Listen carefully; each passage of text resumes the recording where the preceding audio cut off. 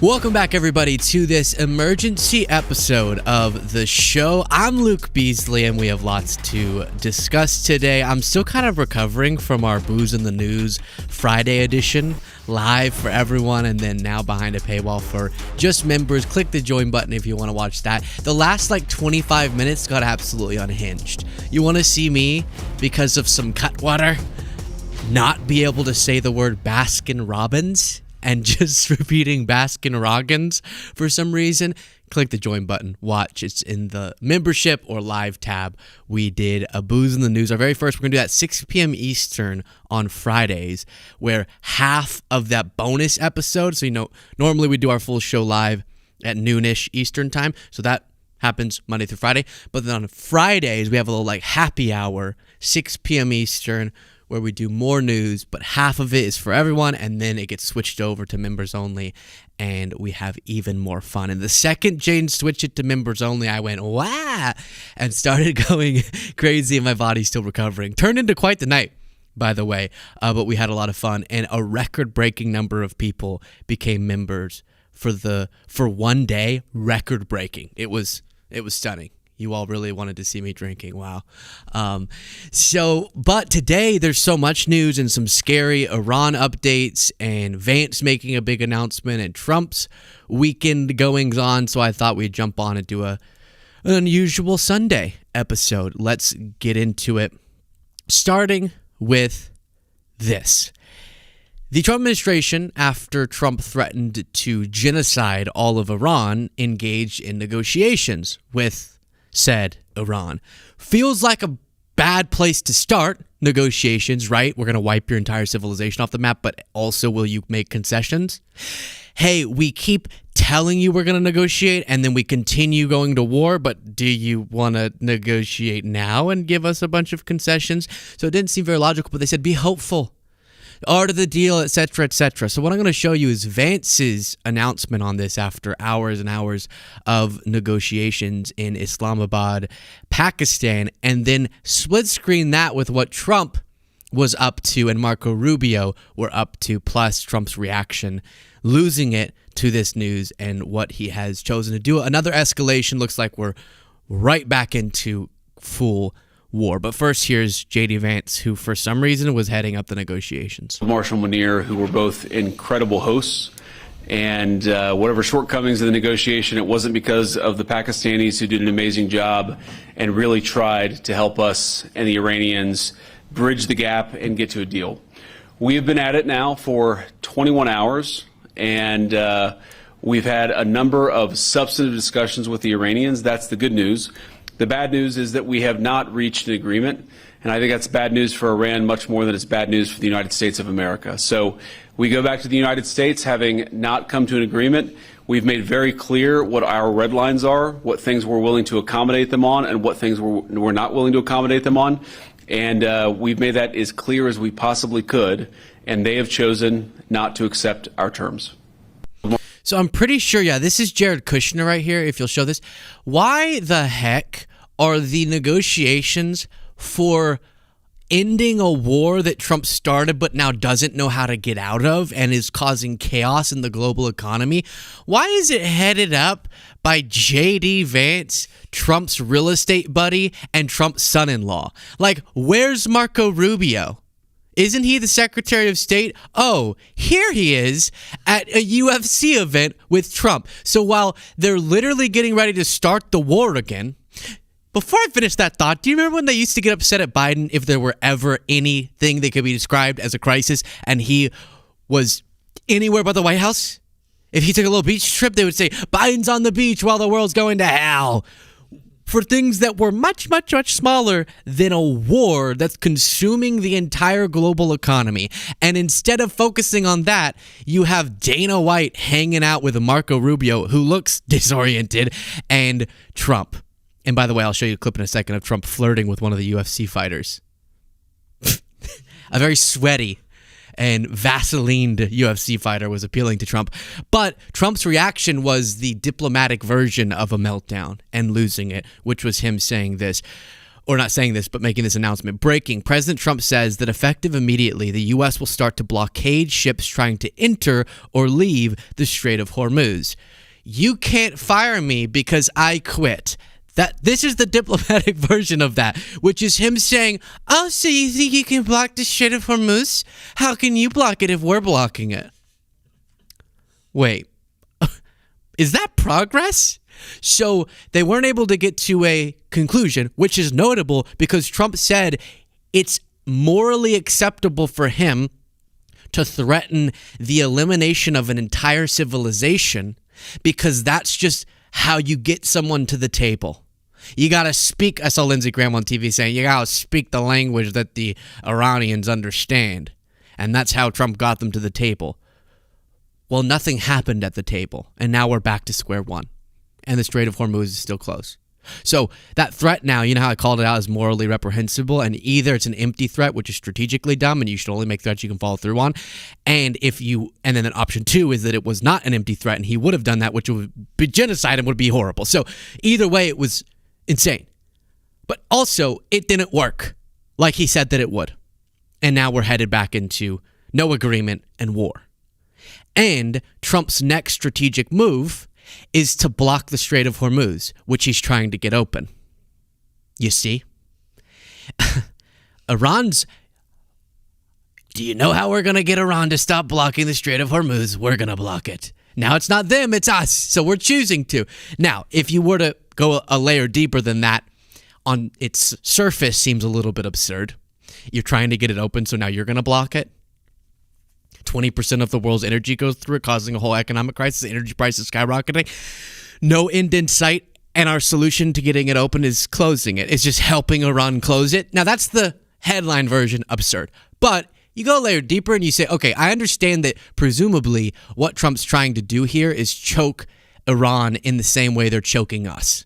So they, yes, are preventing vessels from going through the Strait of Hormuz, except ones that they want to get through, when they have a monetary interest in it, if it's their oil, and then they're charging certain ships to go through. So they're benefiting financially. So Trump's saying, as long as you're blocking the ones you don't want to get through, most of them, we're going to go ahead and block everything, including the ones you do, which could hurt you and prevent some financial benefit. So there's some reason to it, but my goodness, on its face, it seems pretty absurd. And speaking of faces looking absurd, here is Trump arriving wrong time to a UFC fight. Let's focus on the whole, a war is about to ramp back up. And did it ever ramp down? Kind of. Our participation did. Israel and Iran, and then Hezbollah, Israel war, that just continued completely. But yeah, we kind of were giving a little bit of a pause, sort of. That's going to go away. Then we'll be right back where we've been for the last few weeks. And meanwhile, Trump's going to a UFC event. That doesn't seem like a good use of time. And also, maybe you get those ankles checked out one more time. Here's him arriving.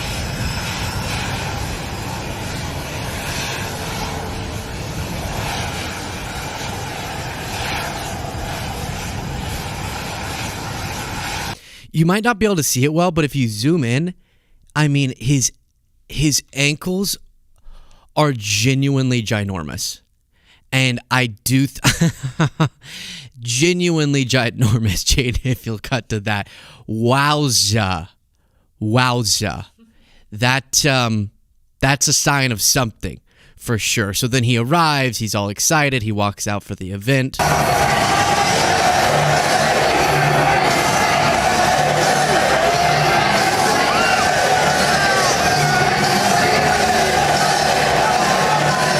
So this is him needing, whenever you had a really tough day and you go to your partner and you say, can you just tell me that I'm going to be okay?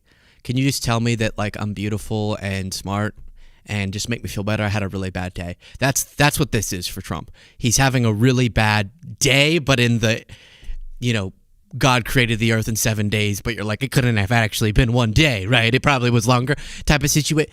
Long day, multiple days day, if you understand my point there. And he's had a really rough time. And so he has to go get crowds to cheer for him. I guess there may have been some boos, but like he got some cheers, and he also got a love squeeze from Dana White. Look at this. They bumped their hands together, and then they briefly hold each other's hand. Literally, look at this. It's okay, buddy. Here, let me give you a little love squeeze. I showed you Marco Rubio was there. Hey, the war? Could we focus?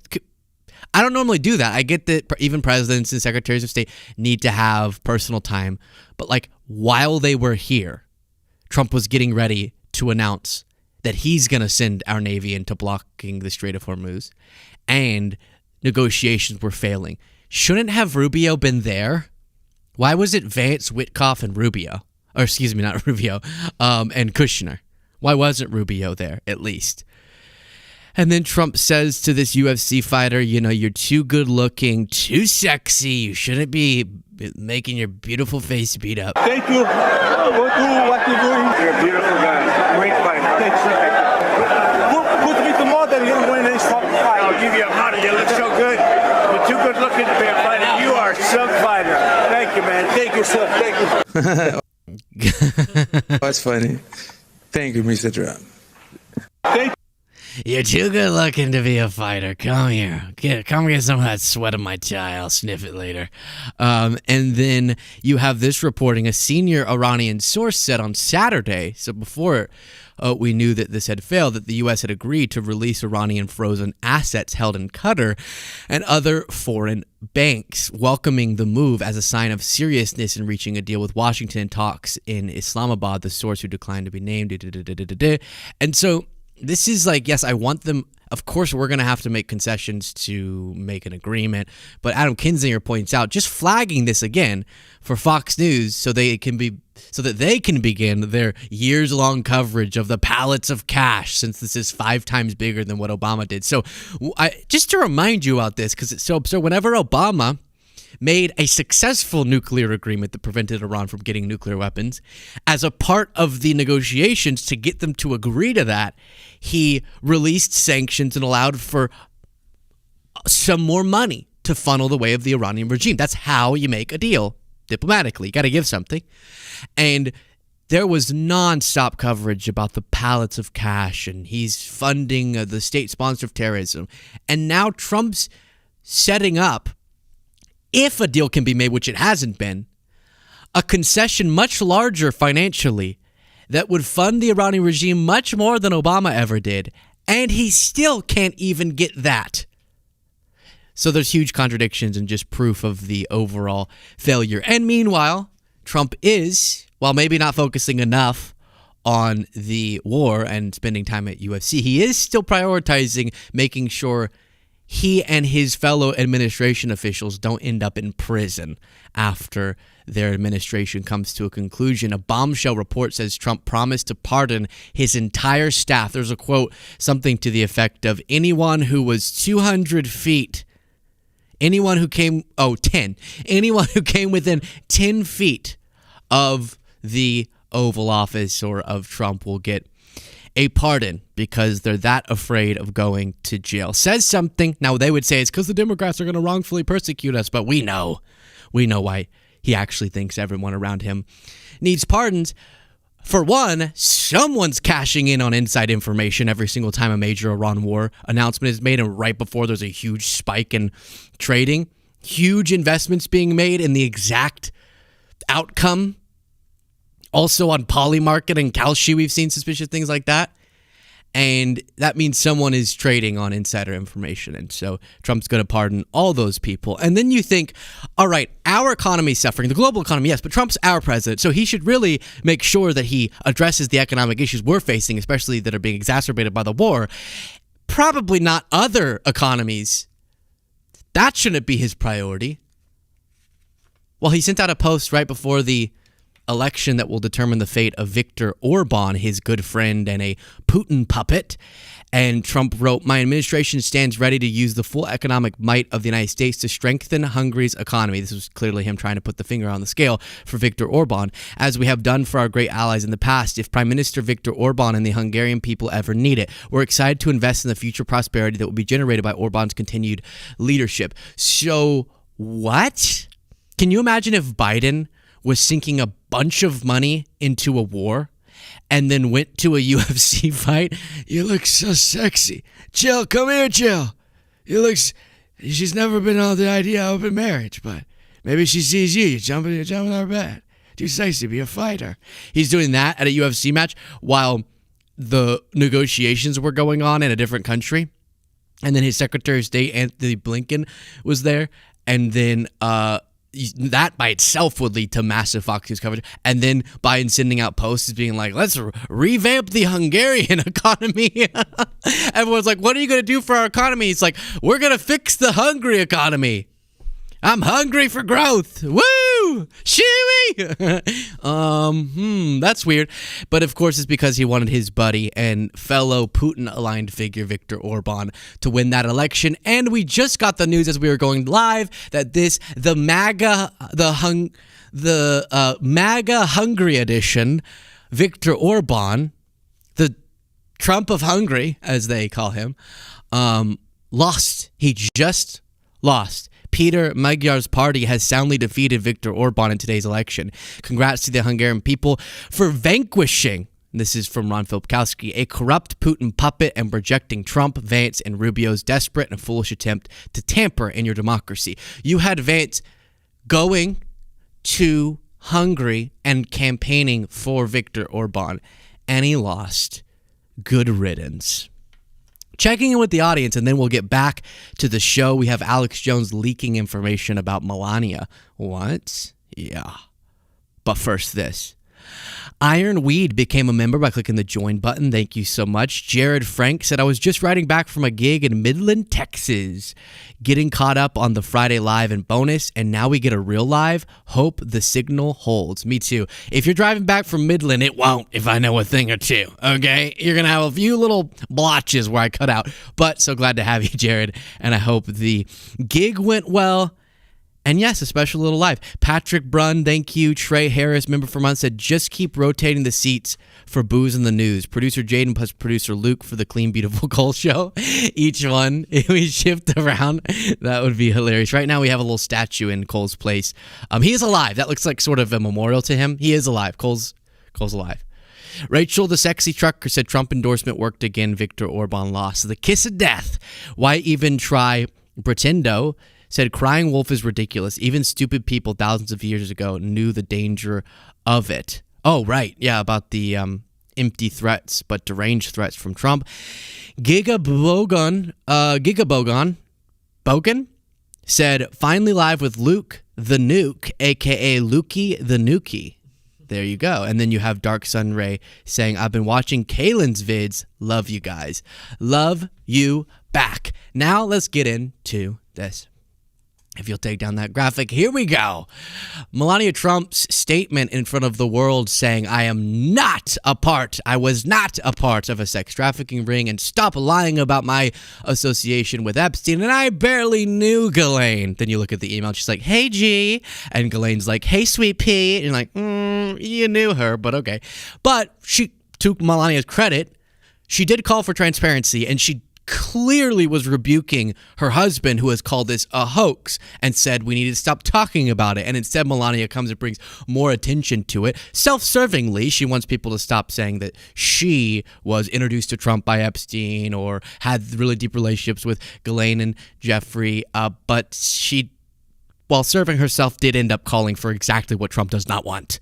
So that was notable, and it kind of opened the floodgates to people speculating. But then also, some of the now former MAGA figures saying, all right, now that Trump has sent out a post saying that we all betrayed him and we're all terrible, of course, talking about that post Trump sent out saying Candace Owens, Megyn Kelly, Alex Jones, and Tucker Carlson are all lunatics and they never loved me and they suck and they can't even get on TV. Now that he's done that, a lot of these figures are going, well, I've been close to a lot of members of your administration for a while and learned a lot of inside knowledge about you, and now you freed me to share it. And that includes Alex Jones, who you would think, given how insane he is, he wouldn't have sources inside of any White House, but he actually does. He actually does have a lot of relationships with Trump administration officials, because up until this point, they were completely aligned, it seemed, with Alex Jones. And so as I play this clip for you, he's sort of leaking inside White House talk about Melania's disdain for Trump and what could have fueled this choice she made to make this speech. And I'll assess this a little bit more after I play you the clips, or at least one of the clips. But to kind of give you the preview of my take, I love hearing this from former MAGA people. Go for it. Leak everything you know from all your friends in the White House. I want to hear it all. And it is notable that, like, Tucker, Alex, they're all going, hey, now that I've broken away from Trump because of the Iran war mostly, all these other things are bad about him. And you're like, yeah, You just figured that out? You had Tucker being like, Trump is a fake Christian. He's not even really a Christian. He's just doing that performatively for votes. And you're like, 2026 you're saying that for the first time, are you now? Okay. Now, true, but okay. And it's funny to see Alex being like, and I think that they have a bad marriage. Okay. But this is what happens, right? You break away with them on one thing, and all of a sudden you notice all the other horrible things that you've chosen to ignore for years. Here's Alex Jones. But on this, okay, if he's got marital problems, and I know the inside baseball from all these sources, it's pointless just to go there. The left will just use that. I'm not going to do it. So this, I've known this for really 6-7 years. But she came out and contradicted him. I said, sounds to me like she's getting ready to leave him or making a clean break, that she's not with the Epstein cover-up and the Epstein Howard Lutnick class.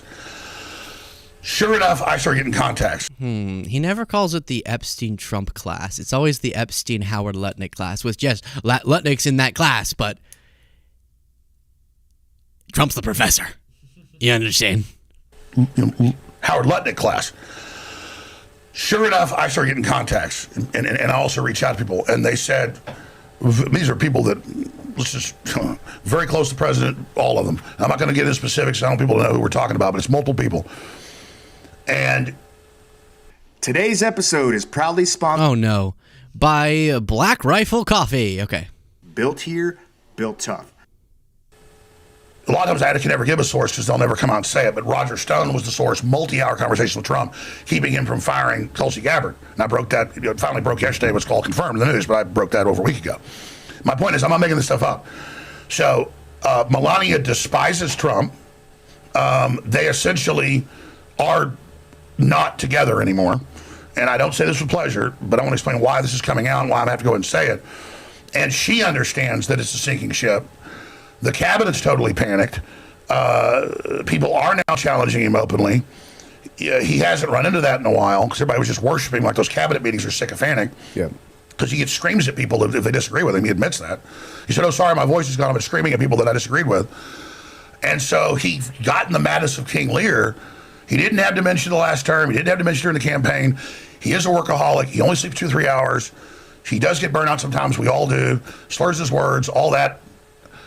But he wasn't showing signs of insanity. He is showing major flickers of that, and or like a light bulb's about to go out, it kind of burns brighter and then dims, and he's kind of very, very erratic, and 5-6 times a day changing the story. We won the war. It's over. Regime change happened. I'll blow them off the map. I don't need a straight Hormuz. You better open that effing straight. That is not art of the deal. That is things just disintegrating. Oh, I got a peace deal. So I think I have another clip where he says again what he's hearing from people around Trump and around Melania based on his relationships in the White House. And I mean, it's notable that like she hates him is what Alex is being told. Apparently, he's not a trustworthy guy, but I think it's plausible he's telling the truth on this given what we've seen from the Trumps. That Melania is saying she hates him, she has disdain for him, and she may even be trying to find a way out. But I've been hearing that for years. I think she kind of is okay with this arrangement, sort of, but clearly doesn't care at all if she comes out and makes a speech that just brings even more heat onto her husband. Israel's not going to hit. Israel hits. This is Trump being made a fool of by the Israel lobby. And I'm not going to sit there and betray Trump, America, myself, my own future, and go along with this. But his own wife has 1 foot publicly out the door, already has both feet out of the door, and she, quote, despises him now. Yeah, she absolutely despises him. She is extremely angry at him. She stood with him during the Stormy Daniels and all of that crap and all the stuff he's pulled. And here's the key. Tucker's got. So now the Stormy Daniels stuff was proof of his low character. Okay. Yeah. Hey, true. Now, I saw in the lead up to Alex Jones saying that, I watched, think of this whole podcast. My gosh, today. Because sometimes I'm like, everything gets clipped. Everyone's just making segments based on clips. I want to actually hear the full body of some of these different, and that's a lot of body to deal with when we're talking about Alex. No, of some of these storylines, so that I know that I have all the context and everything. But in the build up to him saying this is about Melania, he was explaining his reasoning as to why he wouldn't previously leak this type of information, why he wouldn't previously make public damaging info about Trump if it were of this nature, marital problems, or behind the scenes Trump's kind of getting a little Looney Tunes and the people around him kind of know it. He's going a little insane. He's a flickering light bulb, and his thought process was the left is so bad that will just give them fuel, but now it's getting so bad from Trump that it's worth it. So when we think, are they just now seeing some of these things? Whenever Tucker makes a video saying that Trump should not have spit on the grave of Robert Mueller and said he's glad he's dead, is this Tucker realizing Trump is so horrible to other humans for the first time because he broke away with Trump on the Iran war, so now he's seeing it? Or have they known this the whole time? They just chose to look past it, but now because they publicly have already broken with Trump on something, they feel comfortable sharing how horrified they are about certain aspects of Trump or sharing certain inside information about Trump. What do I think? It's the latter. They've seen it. They knew it. They understood the low character of Trump. They knew so many of these stories that they would call fake news were true. But now they just have a permission structure with an audience of people who are upset with Trump to share it and to call Trump out on it, which is low character of them, by the way, too, that they would have chosen not to call out the damaging characteristics of Trump until it became easier for them. Then you have one other clip. So I know people that know Melania very closely, that everything they've ever told me is accurate, and they say she despises him. She's only for the good of the country, stayed with him, and sorry, that's my. And so that's where we are. Yeah. And I'm sad to do that. I'm like, oh, I got a big story. Great. CNN will put me there. I get nothing from a CNN article except populist and conservatives thinking I'm with them. Yeah. But I can't not report this just because the left jumps on it. Yeah. I have to tell the truth. That's what I do. Yeah. Am I wrong? Sometimes, yeah.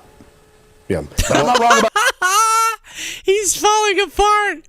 That was such bad timing for something to get in his eye. And then he's burping or whatever that was. And then he's like falling apart. Is this do I want to say this about Trump? I'm giving everything to him. No. No, I don't. And you can see how much of a struggle this is for them. Now he keeps repeating, I have to say this because I have to tell the truth. I'm a little sick of people saying that. When they have to specify it, it makes me go, You know what I mean, Jaden? How often do you hear me say, I didn't want to say this, but I have to because I need to tell the truth? Like, obviously, I'm saying everything I'm saying because of truth. But Tucker will do this too. I try not to lie the best that I can, but obviously I do it. But right now I need to tell the truth. You know what I'm going to do here? I'm going to tell the truth right now. You know what? I think I've decided I'm going to go ahead and tell the truth. And you're like, why was it such a decision for you? That's what it is. Wait, why is it such a big decision for you? It's supposed to be just what you do. That's just what comes out if you speak. on political subjects, not like Jaden says, hey, do I look good in this shirt? And you're like, yeah, you look great. I mean, this shirt, you look great. You actually do. You look great. I don't mean, I was going to use Michael as an example. Like if your partner says, does this look good? And it doesn't, you're going to say yes, which Michael always looks good. But if Jaden says, does this look good and it doesn't, I'm probably going to be like, yeah, you look good. Because you always look good. But if you said, is this shirt in particular good? And it's not, this one is a great white shirt, then my point is that I'm not saying I never lie. Obviously, you can lie on little things. Oh, do I have a surprise party this weekend? No, you don't, right? Okay. You always look good. Your shirt looks okay. But on political subjects, it's never like do I tell the truth right now or do I not? I'm going to do it. But the way they specify that so much kind of weirds me out. Anyways, so Alex is saying it. He's going ahead and saying it that he's hearing from sources in the White House Melania hates Donald and that she's trying to get both feet out of the Trump train. A little late, Mel, if that's true. Then you also have Alex saying this after the attack against him by Trump. I'm just going to scorch earth Trump to get him back on track. Only way to do it is to go after him viciously. You've already shed all over me. And if you try to rub it in, I just at that point, I don't care anymore. So if you think I've been coming after you, if you think that I'm trying to get clicks by attacking you so the Democrats that don't buy anything from me and don't like me want to put me in jail, if you think I've been on your ass, say one more thing. One more thing out of your mouth. And Laura Loomer, send him this, okay? One more thing. When I've gone through hell back in your ass because you were the lesser of two evils, then I'm going to show you how to cow eat the cabbage. Do one more thing. You should be kissing my ass. But instead, you shit all over me and rub it in. I'm not looking for a fight, but if you want one, you came to the right place.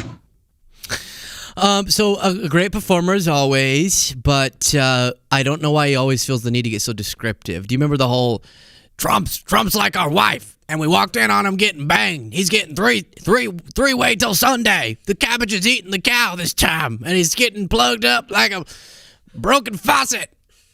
It's like if you're, whatever, you have to room with a girl and her long hair clogs the entire shower, and you're thinking, how do you still have hair on your head if this much is falling into the shower? No water's getting through. It's like that, but it's Netanyahu's genitals. Filling up Trump like a buttercup. Like a broken teapot. You remember that whole rant he went on? I know it was a little bit too descriptive. Similarly, you're crapping all over me. And you're like, yeah, that's a figure of speech we use. And then he's like, and then you're rubbing it in. And I'm saying, ew, that's stinky. What have you been eating? And then you're saying, I ate a few filet-o-fishes. And I said, I could smell it in your poo. A little too specific. But he's saying one more thing. I dare you. If it didn't hurt my throat so much, I wish I could speak like that more. There's a certain manliness I feel. Say one more thing and see what happens. Why does he need to say another thing? He just attacked you brutally. Like, what? That's always funny when they're like, you know what I mean? When someone's like, picture you're in a bar and someone's like, you're a bitch. And you're like, oh, call me a bitch one more time. And they're like, you're a bitch. And you're like, oh, okay. Call me a bitch one more time and see what happens. They're like, you're a bitch. You're like, okay. All right. One more time. Say it. They said it already. Do whatever you're going to do. Do whatever you're going to do. Anyway, so one more time, Trump. See what happens. Alex Jones will plug you up. Okay. Let me check in with the audience, then we'll get back to the show. You have Cup Joe saying Luke is very lovely. Thank you. Sweet Tea Time said, this lesbian boomer loves you, and I think you're effing hilarious. Keep on doing you. Thank you so much. I appreciate that. We are building. I hope you feel pumped about this, because I sure do. Right here, what's happening here, there's something special. You can feel it. We're building, and it's kind of like this, okay? We've been working on a plane, and I thought that we were close 2 years ago. We built a little plane, it started flying, we're like, that's cool, but let's go ahead and land it and work on another one, because it feels like it's not big enough, it's not flying fast enough. So then we build another plane, and then we fly it, we're like, still pretty good, but you can feel the turbulence, and it's not super fun flying it. So we land that one, and then we build like that Qatari jet that they gave to Trump, like a jumbo 737 Max triple whatever extra engine. And I went, oh, this could be something special. And now it's just now taking off. That's what I feel like. I thought we already had our big takeoff. Now you're feeling it's taken off. This beautiful group of people, you as an audience, us as a team, and it's making me excited and something special is happening. So make sure you're here. Make sure you're here, a part of this community, very special. Sweet Tea Time sent 5 gifted memberships. Gigabogan sent 10 gifted memberships. Wow. Sassy Frosty, member for 2 months, said, you're really spoiling us this weekend, Luke. Happy to be here. I know, after the week of shows and then the first edition of Booze in the News in the evening for the members, but for everyone for half of it. And then we're back on Sunday. It's like, what? Imagine 1 week we do a normal schedule. Then you're going to be like, no, I'm hungry. I'm hungry. Dark Sunray said, DT support gets lower ratings, plus DT dislikes getting higher ratings. Not learning. Let them ruin it all for themselves. Chef kiss. Cookie is crumbling. Oh, it's crumbling. It is crumbling. Taylor Ivy said, needed alive. I thought you wouldn't, but you did. Fia said, Luke, please address Trump and Bibi's relationships. I'd like to hear your perspective on our relationship with Israel. Did you watch the documentary, The Bibi Files? If it was from Tucker, probably not. I don't see him as very journalistically credible on such important topics. Obviously, we've seen, especially the Iran war has demonstrated this, that even contrasting Biden and Trump, you see Biden willing to say no, at least on something like the Iran war. Because I explained before, there's reporting that Bibi came to Biden wanting the same thing with the same pitch too, which was, we're going to strike Iran, and then that's going to cause them to retaliate against U.S. military bases. And then you'll kind of already be at war with them at that point anyway, so you might as well join us preemptively. And we're doing it no matter what. This was the argument presented to Biden and Trump. We're going to do it no matter what, so you might as well join us. And Biden said, we're not doing that, and you're not doing that. And Israel didn't. So this idea that, like, this is the one thing you've heard me say in that relationship is they're very aligned. They're both right-wing. And they both have a similar understanding of power over principles. Both Netanyahu and Trump. And that's why Trump likes Netanyahu. That's why Trump trusts Netanyahu above our own intelligence agencies, above his own CIA director, his own Secretary of State, who, as now we know, sat him down and said, you're getting false intelligence. This is not accurate being presented to you from Netanyahu. And the premise of this war, if you start it, is faulty. And we're not seeing the same information in our intelligence. And Trump went with Netanyahu's assessment. So that's why it bothers me when people frame this as like Trump not having agency and being taken control of. Because it's just false. If that were true, it wouldn't just be Trump who that power could be leveraged over. Because Biden was able to say no to this. Now, in general, if we, given the amount of support we've given to the Israeli government, if we want to make a demand like don't do these strikes or don't pull us into a war or give some consideration to the humanity at stake here and in their war in Gaza, and you need to do this, you need to do this. So many children are dying, and then we're going to tell them exactly how they need to rein themselves in. They should abide by that, or we cut everything off. And we should have. And that power not being leveraged by us, the more powerful country, is my problem. We're fine doing it in so many cases because of the great might that we have and intertwinement economically and aid that we give to all sorts of different allies and countries. And it should be leveraged to stand up for humanitarian causes, for the humanity of people.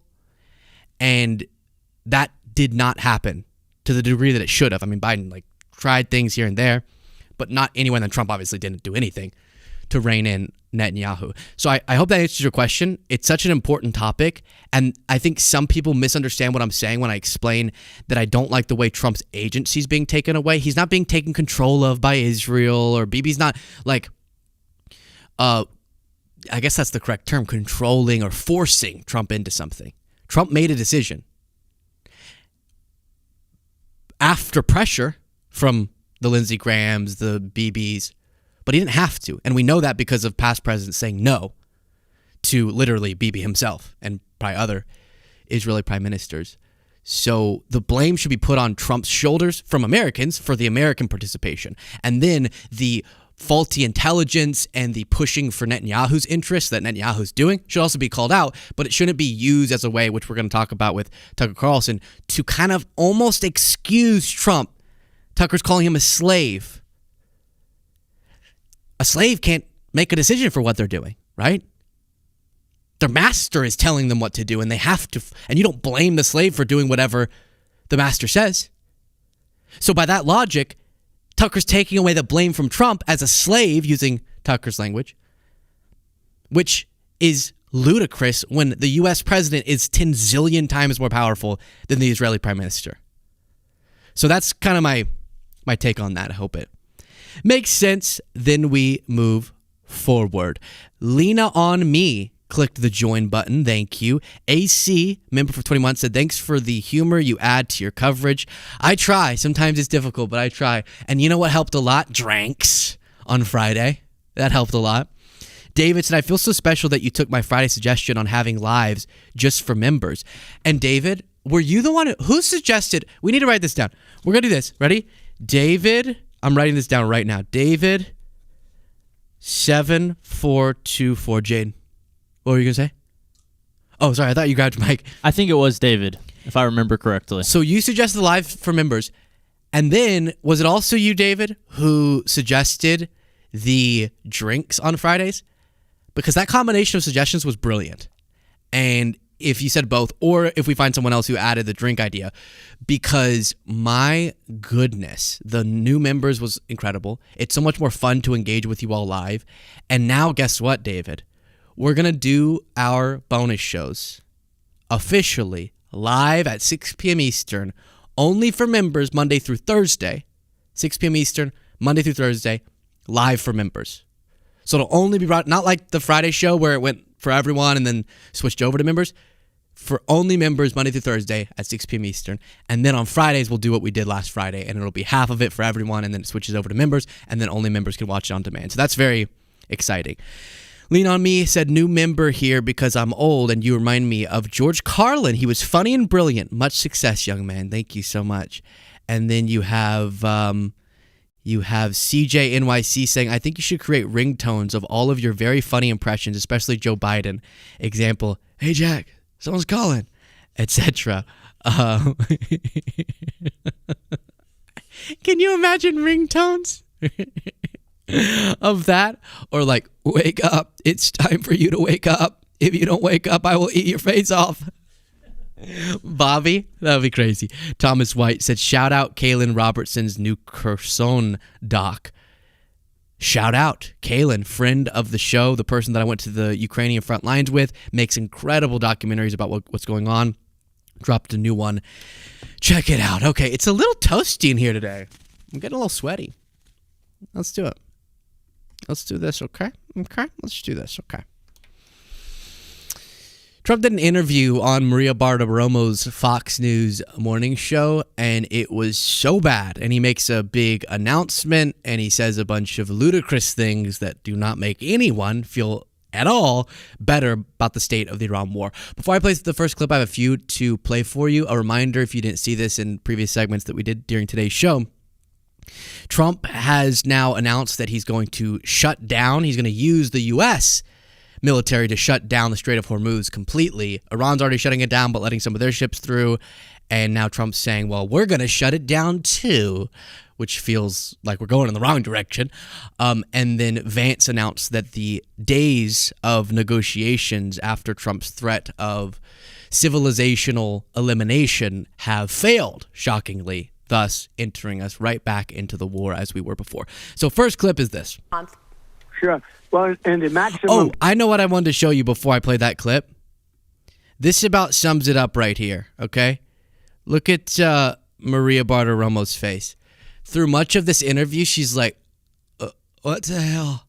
I don't feel better about what Trump's saying. She doesn't even seem to be buying it. Sure. Well, in the maximum campaign, you can't do any more maximum. We've wiped out their whole country, essentially.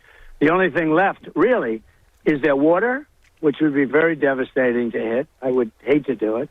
But it's their water, their desalinization plants, their electric generating plants, which are very easy to hit. We could hit them. We could have them all down.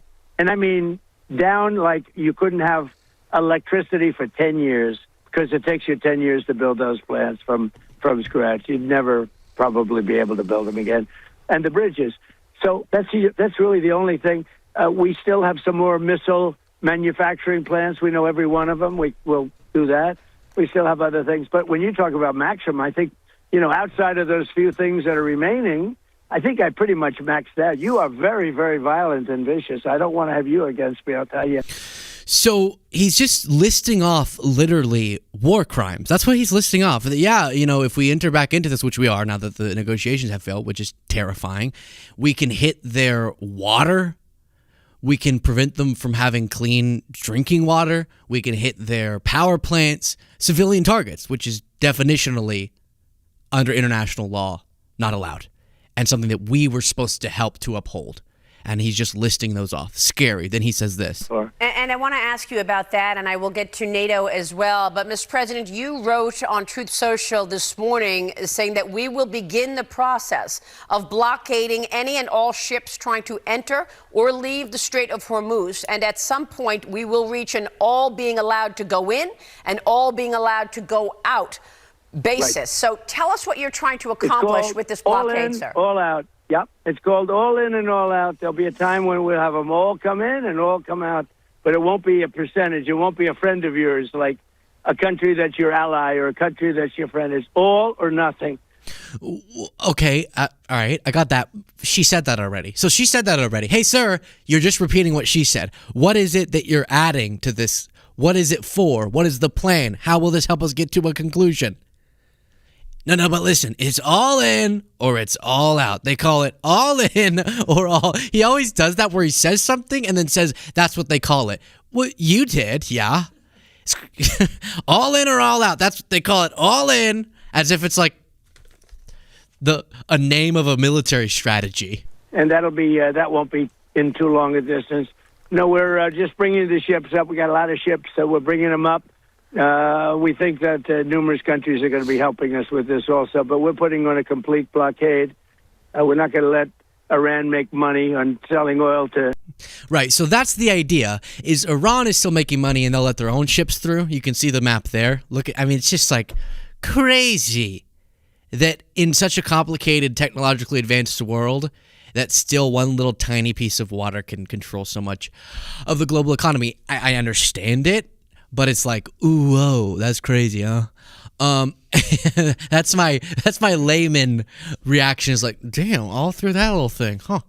Feels like this was a problem that should have been addressed before, but okay. But Trump's argument is that if we prevent Iran from letting their ships through, then they'll be like, no, wait, we were having fun blocking everyone else's, but now it's hard. But doesn't exactly get us to opened up free of charge and back to where we were before this war starts, and now he's just blocking even more. But listen to this, okay? You're not even gonna just listen to this. You're not even gonna believe it. They call it not even believing it.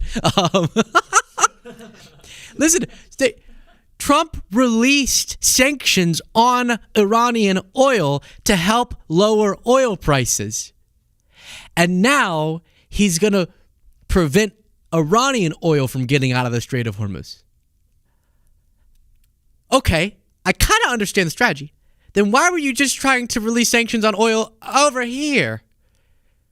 Because you were saying, I don't even care if it's Iranian oil, I just need oil in the market. But now you're going to cut off more oil to the market. All right. We're all over the place, is the point, okay? I'm not confused. He's confused. Then she reads his post threatening the genocide of all of Iran, wiping out the civilization, and here's his reaction. Yeah.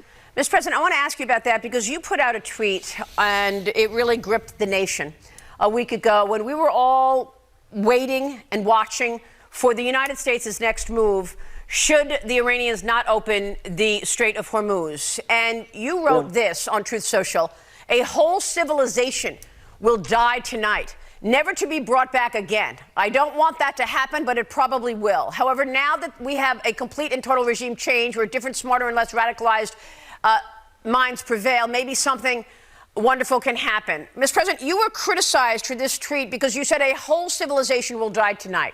What do you want to say about that? And what can you tell us about next steps here? Are you planning further destruction? Yeah, I'm fine with it. That statement brought them to the table, with the exception of the one thing, which I believe that they're going to give up on. I believe they're going to give up on that pretty soon, to be honest, because it's not going to work. We actually thought we had them, and then all of a sudden they said, no, we won't. So, but I believe, no. And when I say that, but remember, what do they say to us? Look at her face. Oh my gosh, she was doing the same thing I was doing. We made the same face at the same time. We both went, did he just talk to himself for a second? Listen to this part. There's two people talking, and they're both him. Listen. We actually thought we had them, and then all of a sudden they said, no, we won't. So, but I believe, no. And when I say that, but remember, what do they say? That's not how we speak. That is not how we speak. And then they said, oh, no, so you, no.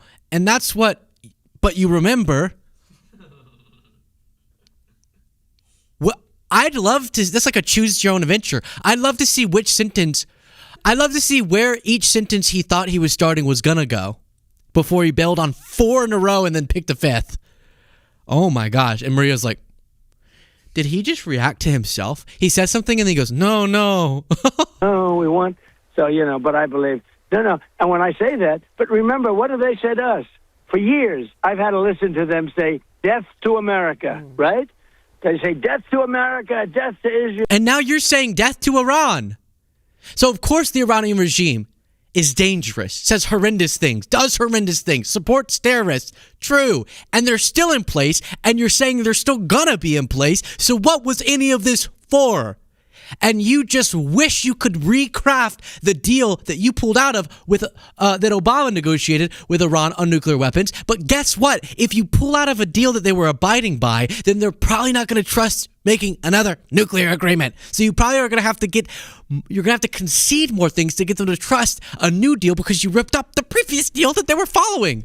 So horrible regime, does horrible things. And you can't justify all of this given how much is hurting us by they said death to America when you said death to Iran or the equivalent of it with an entire civilization dying.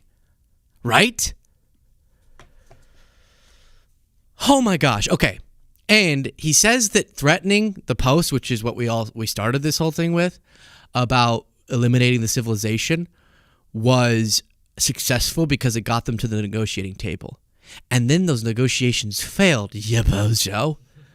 So then that's not something you get credit for. And guess what they were doing before we started the war? Negotiating.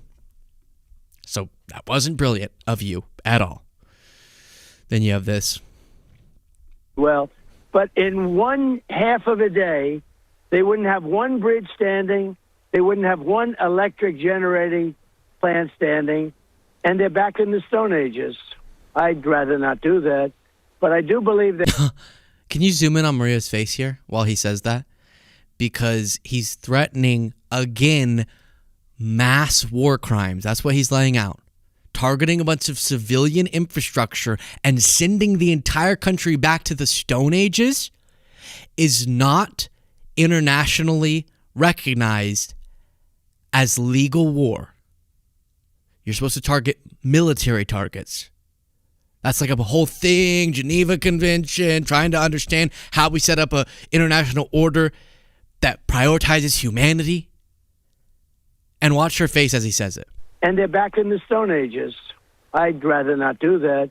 But I do believe they're going to come. She literally goes. They're back in the Stone Ages. I'd rather not do that. But I do believe they're going to come to the table on this because nobody can be so stupid as to say that we want to have nuclear weapons and they have no cards. They have no cards whatsoever. So if they do not give up that effort, Is that the plan? Will you further destruct Iran? Yeah, I will. If they don't give that plan up, yeah. I'm not in a huge hurry. What we want to do is we'll open up. We're in a hurry. Mr. President, we're in a hurry for this to be over. We are. We know you're not. You're a billionaire and you've made a bunch of money off your presidency and you're milking, and someone around you who's milking all these war announcements to insider trade and make a bunch of money. So we understand that, but we're in a rush. My gosh, that's insane.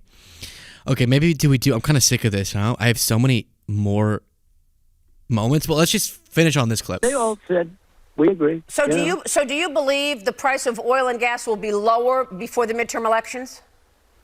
I hope so. I mean, I think so. It could be. It could be or the same or maybe a little bit higher, but it should be around the same. I think this won't be that much longer. They're wiped out. It won't be much longer, but we're not in a rush, but we might do total destruction of their country, but also they don't have any cards, but also they do kind of because of the Strait of Hormuz, and also we're going to close it, but then we're going to open it. But they're going to agree to that because we're going to do nothing to give them any money, but they're also going to agree to it because they're going to know that we'll destroy them. But we already destroyed them, and they're already eliminated, but they're also negotiating with us. But also they're a completely lunatic regime, so we have to eliminate them. But also the regime that's currently in power is actually much more reasonable, which is helping us negotiate. Yeah, sure. Okay, whatever the heck any of that means. Okay, just quick thank you to Claudia Nasser for becoming a member. I appreciate that as we get into this. But first, let me say Hillary Badillery said we will be paying an average $4 million more per tanker that passes through the strait. That will be passed on to us. This is all shameful. Yeah, I feel like something like that's going to be the conclusion to all of this. And then he'll be like, we won because the Strait of Hormuz is kind of open, but they're tolling. You're like, wait. I know we as Americans often have a really short attention span or memory. And I don't think it's so short that we'll forget that right before this war started, there was free passage. Free, smooth, unobstructed passage through the Strait of Hormuz. Like, can we at least remember that? Because he's going to try to come out and say it's a huge accomplishment that it's open, but now more expensive, and ships are being charged, and the Iranian regime is getting a bunch of money from it. And that's an achievement because it's better than what was happening during the war. Yeah, but you started the war, so this didn't happen at all, huh? Right, okay, thank you. All right, let's get into this. As I'm sure you've heard by now, Democratic congressman and gubernatorial candidate in California, Eric Swalwell, is having his entire political career seemingly crumble, and definitely his campaign, amid disturbing and well-substantiated allegations against him of sexual misconduct, sexual assault, and even he's being accused of rape. And one thing I want to say before we get into this is, number one, it's important, and it's important that we hold, quote-unquote, our own accountable. And it does make me, the reaction from prominent Democrats and liberal figures online even, makes me proud of the people I associate with politically, because they're not going to just circle the wagons because Eric is a Democrat. People are calling for accountability, and you don't see that often on the Republican side. Tony Gonzalez, for example, we've been talking a lot about him. He doesn't see the type of party-wide calls for accountability and investigation. Obviously, these are allegations at this point, but again, well-substantiated and disturbing. Calls for investigation, all that. You don't see that same level in the Republican Party. The current president of the United States is a sexual abuser.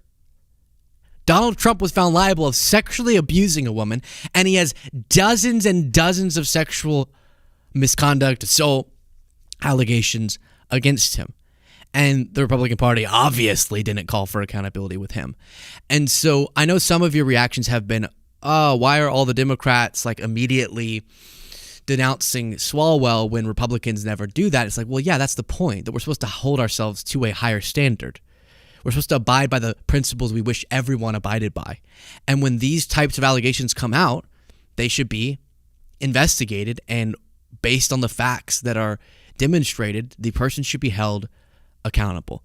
And again, there is some seriously well substantiated, I think 4 different allegations in numerous outlets, and a woman who they obscured her identity, but she did an interview with kind of a shadowed identity where she laid out her allegation against him. And let's go through some of this, and then I'll talk about some of that kind of comparison between how sides react to such allegations. A former staffer of Representative Eric Swalwell, again running for governor, there he is, I'm sure you've seen him before, heard about this. A leading Democratic candidate for California governor says that the congressman raped her when she was heavily intoxicated and left her bruised and bleeding, an allegation Swalwell strongly denies. I was pushing him off of me, saying no, the woman told CNN of the incident, which she said happened in 2024 after she had stopped working in Swalwell's office. He didn't stop. She said it was the second time Swalwell did that. 3 other women who spoke with CNN also alleged various kinds of sexual misconduct by the Democratic congressman, including Swalwell sending them unsolicited, explicit messages or nude photos. And then I'll show you the person who went on CNN and told her story. Pamela Brown and her team have spoken with 4 accusers, including a former staffer who went on camera to share her story. Pam, tell us what our investigative team have learned. Well, John, we have spoken with 4 women who have various kinds of sexual misconduct claims against Congressman Swalwell, ranging from inappropriate messages and pictures to unwanted kissing and touching, and in one case, rape, from a woman we spoke to on camera in shadow to protect her identity due to fear of professional retaliation. She is a former Swalwell staffer, and she says it began when she was 21 years old. There were 2 very serious sexual assault allegations she made, one in 2019 as a staffer, and the other from 2024 when she had left his office. She also described inappropriate messages and nude images with the congressman using Snapchat with disappearing messages. Now, after the first incident, where she said she woke up in his hotel room as a staffer naked after a night of heavy drinking, she told us about what she says happened several years later in 2024 after she had left his office. I want to warn you, what you're about to hear is graphic and disturbing. I decided to ask him to meet me for a drink. And I did this because I was so far removed from what had happened in 2019.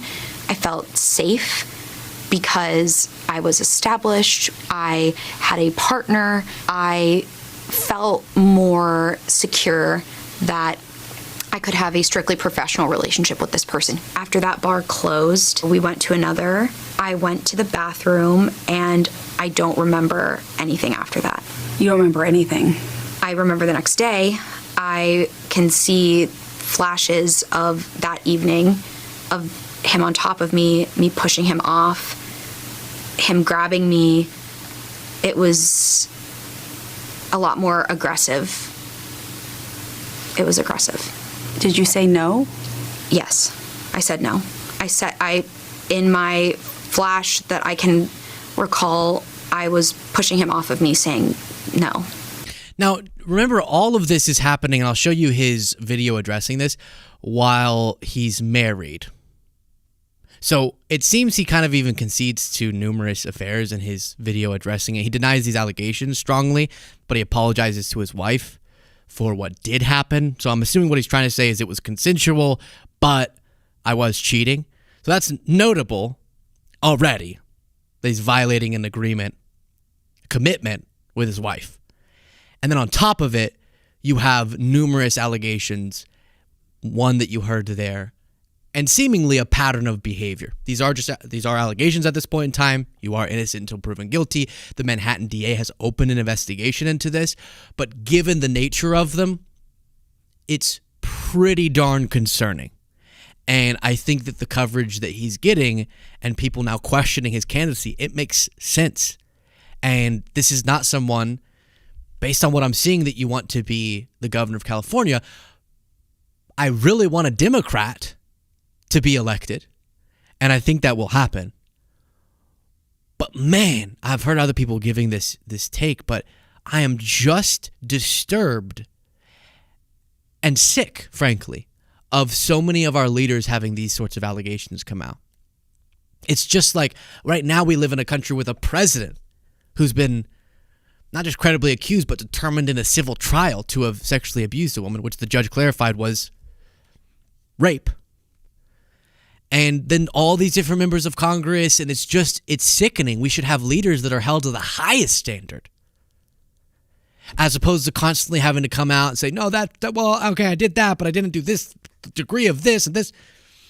And I really am sick of it. Eric Swalwell staffers even are reportedly horrified by rape accusations, calling for Americans to stand with his accusers, so even people who are working or have worked alongside him, I think is probably because they've seen a pattern. This is my assessment. Anytime allegations come out, you kind of have to read what's the credibility of these, and I'm saying I believe what's being alleged, and that is horrible. And we need to see accountability, investigation, and then accountability. Manhattan DA launching sexual assault probe against Eric Swalwell. So you have those aspects. Now I want to look at his video reacting to this. But first, actually, let me read. I'll play that video for you. It's really strange. It's like he doesn't really blink the whole time. I don't know why.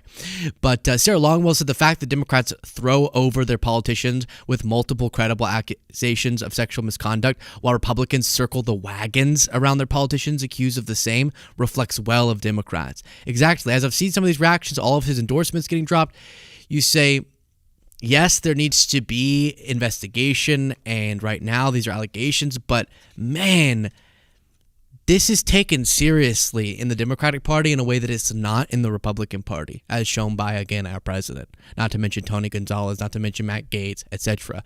And so I appreciate that about the politicians that I prefer over the other options. Obviously, it's not like, yay, Democrats are always perfect, but much prefer over Republicans and the influencers more aligned with them politically. There's kind of this seriousness, this gravity to responding to this situation that you don't see on the Republican side. And it speaks to the character of the two movements.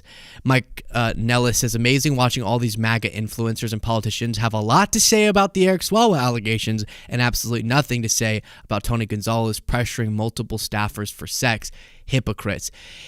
Yes, and I know Mike Nellis has called for accountability with Eric Swalwell, and I think called for him to resign and drop his gubernatorial race, and he's saying there's hypocrisy. So this is where I saw people getting confused online, like some Democratic users. You can say there's hypocrisy here and two standards of accountability for Democrats versus Republicans, while also calling for the level of accountability that you think everyone should be held to, subjected to, right? And that's what you have to do in a moment like this. And then here's his video. A lot has been said about me today through anonymous allegations, and I thought it was important that you see and hear from me directly. They're not all anonymous, by the way. There's a social media, someone with an audience, I'm pretty sure, who was talking about the unsolicited nude images that he sent. These allegations of sexual assault are flat false. They are absolutely false. They did not happen. They have never happened. And I will fight them with everything that I have. They also come on the eve of an election where I have been the front-runner candidate for governor in California. I do not suggest to you in any way that I'm perfect or that I'm a saint. I have certainly made mistakes in judgment in my past. But those mistakes are between me and my wife. And to her, I apologize deeply for putting her in this position. I also apologize to you if in any way you have doubted your support for me. But I think you know who I am. For over 20 years, I have served the public. As a city councilman, as a member of Congress, and as a prosecutor who went to court on behalf of victims, particularly on behalf of sexual assault victims. That's who I am and have always been. So in a lot of ways, I think this was ill-advised. Let's go ahead and button up the shirt all the way. That's number one. Number two is the sitting in the hotel room thing, that vibe. Number three, why aren't you blinking? I watched this whole video. I think I saw one blink. What? How are your eyes not wet enough? That's confusing to me. So it's all like kind of strange vibes, aside from the gravity of all this. But then it's also like, Russell Brand, when he's now been charged with rape in the UK, but he made his video denying it, and he's like, I didn't do that, but man, I did some evil stuff. I used to be consumed by evil, and I was so degenerate, and I did so many horrible things, but not that. And you're like, why? I don't care if you talk about that in general, but why are you putting that into your response video? Yeah, there's Russell Brand. I'm sure he's done nothing wrong. And then he's like, look into my eyes. Do I look like a rapist to you? And you're like, yes. That's Russell Brand. Literally in his video, he said, look in my eyes. Do you believe I did this? It's like, yeah, I do. But that's a similar thing here. Like, I'm not saying I'm a perfect person. I made horrible mistakes. You're like, what? Well, I don't need to hear about those. I need to hear about these particular allegations, which you're speaking to, but why are you bringing up the other stuff? Because I don't know, I guess it's like this performative humility, and that's between me and my wife. So what are you apologizing to her for then? Just cheating? But if you're agreeing you cheated with the women accusing you of this, maybe it's true, right? And then I don't need to show this video because it's kind of inappropriate, but then there's videos being circulated of him allegedly cheating, and then you have this in a report published by CNN. Samarco alleged that Swalwell had sent her inappropriate messages on Snapchat. Swalwell was also would also go for jogs in her neighborhood and asked her to come downstairs from her apartment to chat. It made me feel gross and uncomfortable, and sent unsolicited nudes. If you are a human being on this planet and someone doesn't text you, OMG, send me your naked body, I want to see your naked body, then do not send your naked body. I can't say it any simpler than that. The number of people who don't even make public allegations against someone, but I know who have a guy, it's almost always a guy, but maybe I've heard stories of women doing it too, but you got a guy who sends to a girl without them asking nudes of themselves or just a photo of their penis, which literally even people asking for that photo don't want it. Has there ever been a person who's like, send me just a cropped photo of just your penis? Like, no context. There's a beauty to the context. Who actually wants just a photo of someone's penis? It's a penis. I'm gay. No, really, listen. I'm gay. I don't want that. You don't want that. No one wants that. So, this idea that you would go, oh, you want to, I'm dead serious with you. You need someone to explicitly, not because I'm saying like, get someone to write on a piece of paper, I want to do that. I just mean with that thing in particular, I promise they don't want it unless they're like asking for it specifically. Anyways, so that's weird. And a staffer, right? Or no, just on Snapchat to somebody. But then to do this with staffers, there's already the power dynamic and violations of, I'm sure, HR. And then you add the layer of it being unconsensual, allegedly. And we need to see, as these allegations are investigated, whatever justice is matches the facts. And I want to repeat that the reason you probably feel experientially like you're observing prominent Democrats react with much more severity than you've ever seen a prominent Republican react to this is because you are feeling that way. That is happening. That is factually what's going on. And is that hypocritical? Yes. Not even hypocritical. Well, is it hypocritical for Republicans to take this seriously but not all their people? Yeah. But does that mean we don't treat it the way that we, based on our principles, would want everyone to treat these sorts of allegations? No, we hold ourselves to the principle we wish everyone was held to. That's my stance on this. And I'm just like, what is the deal with these politicians? I've met so many people in my life. I have a very large friend group, I'll have you know. And like none of them have been accused of this. But then it feels like every other politician gets these accusations.